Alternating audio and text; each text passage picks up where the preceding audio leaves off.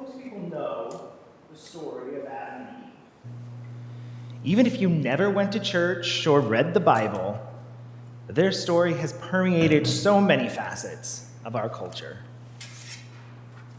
In name or story, they're everywhere. And today's first reading is why. Two people, a command, a forbidden fruit, disobedience, shame. Ooh la la. It has all the major components of the most salacious books or television.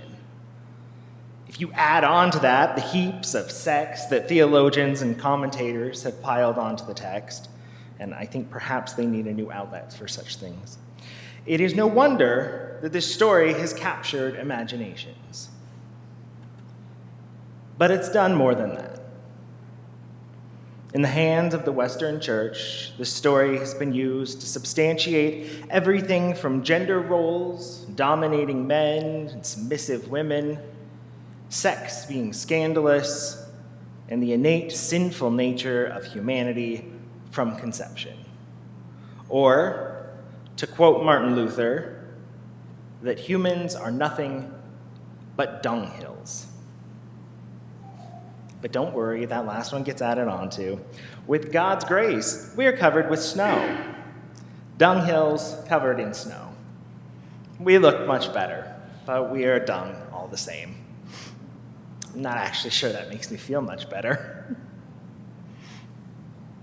So what is this story about then? Well, I'm really glad you asked. Let's take a look. The first thing I want you to know is that immediately preceding where our reading begins, the last sentence in Genesis 2, it says, Adam and Eve were both naked, and they felt no shame. They were naked, but had no shame. Hold on to that idea for a minute, please. And then here's how the story unfolds. God tells Adam, eat your fill from all the garden's trees, but don't eat from the tree of the knowledge of good and evil, because on the day you eat from it, you will die. Except this isn't entirely true. They won't die on that day. Maybe God is just telling like a little white lie to drive the point home? Not sure. And before we move on, I would also like to say the lectionary, the set of readings that we have for a given week, really give us a skewed chronology of how this story takes place. Because between the first chunk of the reading and the second larger chunk, they skip half a chapter. Where we are right now with God forbidding Adam to eat the fruit, Eve hasn't even been created yet. But don't worry, she will be before the next piece happens. We just don't get to hear about it. Next comes a snake, or it's also called a serpent. But let me be clear here, this is not the devil. The text never says that. It never says that this is Satan. That was assigned by people many, many centuries later. It's just a snake. It's a talking and clever snake, but it's still a snake. And so this clever snake sidles up to Eve and asks, did God really say that you shouldn't eat from the tree in the garden? Now this is an exaggeration. To which Eve replies, we may eat the fruit of the garden's trees, but not the fruit in the middle of the garden. God said, don't eat from it and don't touch it. Well, God never mentions touching it. But Eve also never heard this directly from God. She wasn't created yet. Maybe Adam added it in. Who knows? But if you do this, you will die. Pish Josh, the snake retorted. You won't die. God knows that on the day you eat from it, you will see clearly and you will be like God, knowing good and evil. Now, the snake isn't lying. They don't die. And they do receive some knowledge. So far on the truth scale, Snake 1, God 0. And it's at this point that I would like to point out the fact that Eve didn't just immediately eat the fruit. I think this shows that she did have some kind of sense of right and wrong. She knows obedience is right and disobedience is wrong. Either that, or it is just simply the threat of death that deters her. And now, if you listen to the Talmud, it says that the snake then pushes Eve into the tree. When she touches the tree and sees nothing bad happens, she decides that maybe this whole death nonsense wasn't really to be believed, so she can proceed and eat. I can't really fathom the physics of a snake pushing someone into anything, but who knows? Who knows? Regardless, the woman saw that the tree was good for food, and that it was a delight to the eyes, and that the tree was to be desired to make one wise. So she took of its fruit and ate. And she also gave some to her husband who was with her, and he ate.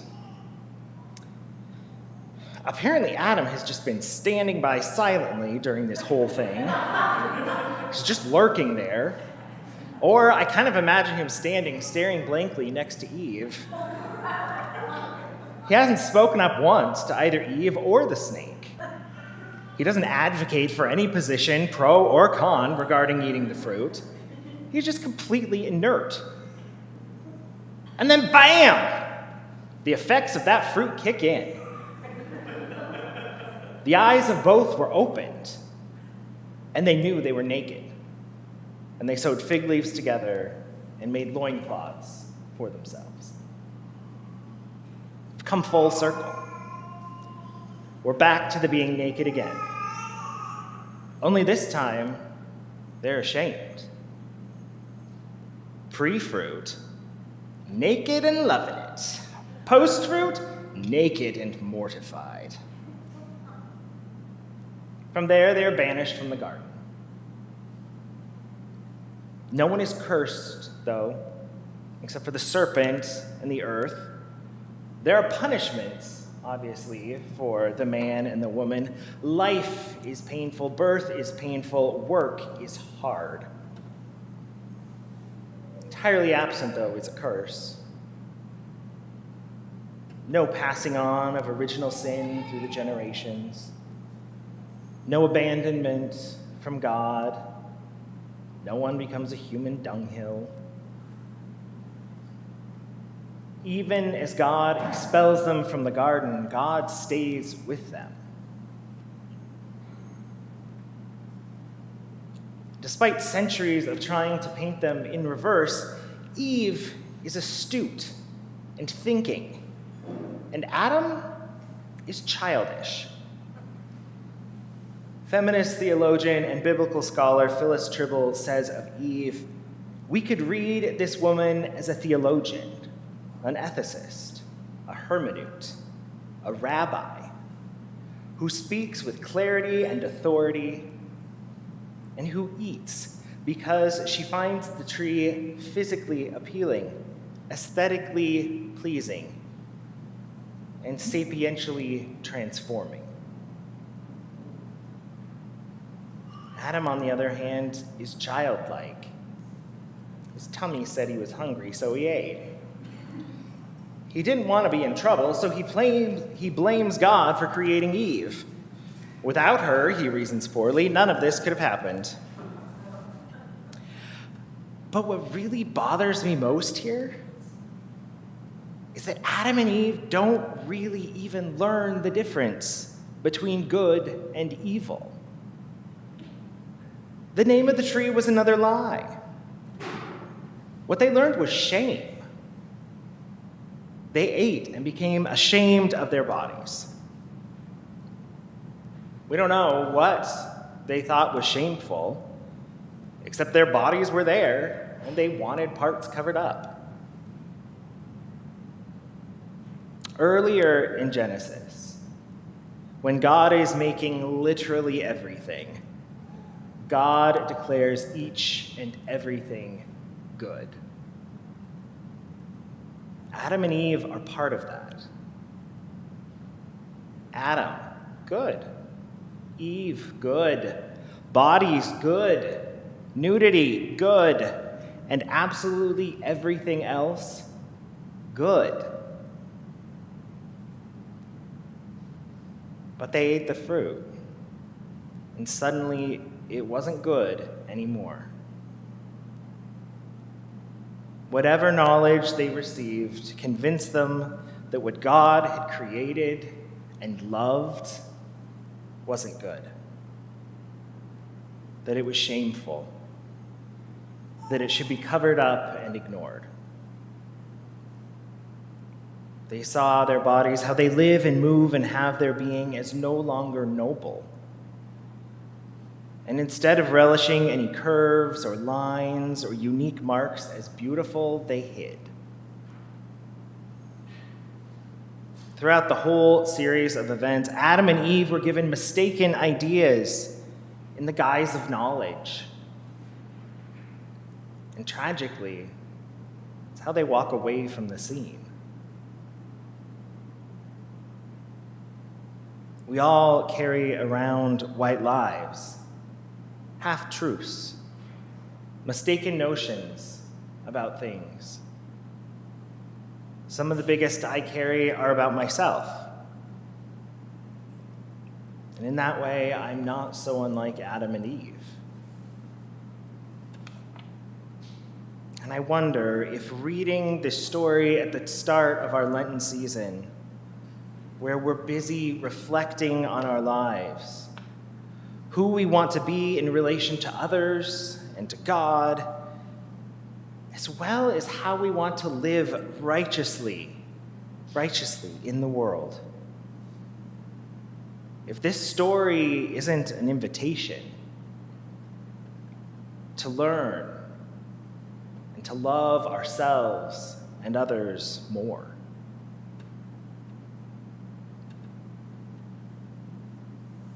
What mistaken ideas do you have about yourself? What mistaken ideas do you have about others? What mistaken ideas do you have about God?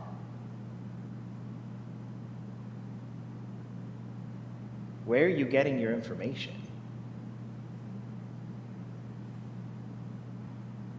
We have 40 days to find out.